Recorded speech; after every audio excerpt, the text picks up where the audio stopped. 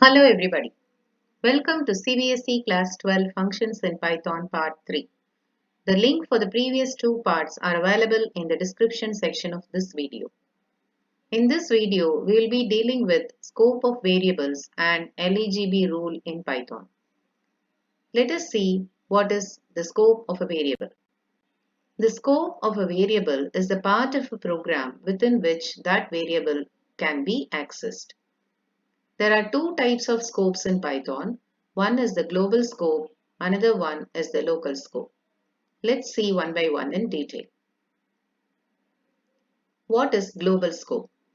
A variable that is defined outside all the functions in a program can be used in all the functions in that particular program.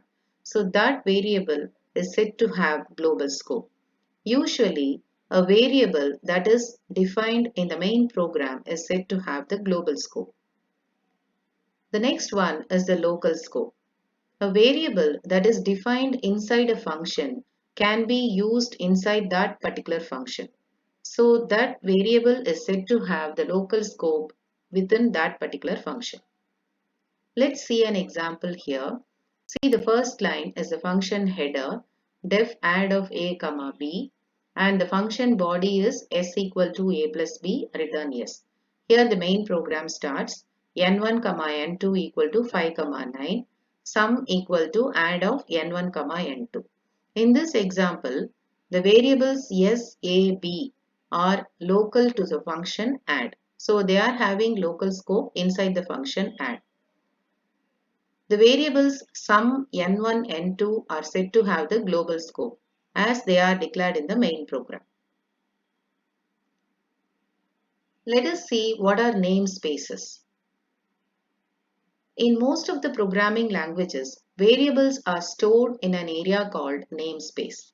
Namespaces are created and destroyed as the program gets executed. Usually, a namespace maps the names to the objects. In all the programming languages, the variable name is defined by the user. See this example, d equal to 7. So the variable name is d and the value given to that variable is 7. So that will be internally mapped as d to the value 7 like this. Generally, variables are not only the objects in Python. Usually these namespaces will keep track of all the objects. It means that there are other objects also. Functions are also objects in Python. So this namespace will contain the function names that map to the contents of those functions. With this knowledge, we will go to see what is LEGB rule in Python. Usually, to check the presence of a variable name inside a function, Python uses this rule called LEGB rule. L is called local environment, E is the enclosing environment, G is the global environment, and B is the built-in environment. Let us see one by one in detail now. If the variable name that is used inside a function is available in that particular function, Python uses its value directly. So the variable is available in that particular function itself. If not, Python will check in the enclosing scope. Enclosing scope means the enclosing function can contain that variable with a value. Usually a function written within another function is called as a nested function. Suppose the variable is available in the enclosing function, that is the outer function, that value will be used by Python. If not, Python will check for the presence of that variable in the global scope. That is, it will check whether the variable is available in the main program. If so, it will use that value. If not, at last, it goes to the built-in environment of Python and checks whether the variable is present there. I hope you know what are the built-in variables and built-in functions. Built-in variables like pi having the value 3.14 and built-in functions are something like abs of, sqrt of, all these. If the variable cannot be found in this also, Python will give you an error. Let's proceed for some case studies here.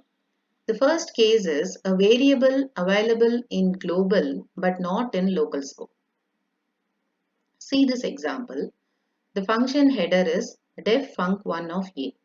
The function body is m equal to num1 star a, return m. Here the main program starts. Num1 equal to 15, s equal to func1 of 4, the function is called, and print s. So if you see here, the variable num1 is defined in the main program, but it is used inside this function. Let us execute this program step by step and we will understand what will happen. So first num1 equal to 15 and the next step s equal to func1 of 4. So with the value 4 the function will be called. Now a receives the value 4 and it comes into the function m equal to num1 star a. That is 15 star 4, you get 60. So that 60 will be returned back to the main program. S will get this value 60. Print s, so the output will be 60. In this example, we can say that the global variables are num1 and s as they are defined in the main program. The local variables are a and m as they are defined inside the function func1. Let's move on to the second case. The same variable name used in global as well as local scope. Let's see what happens with this example. The first line x equal to 30, obviously this is having the global scope.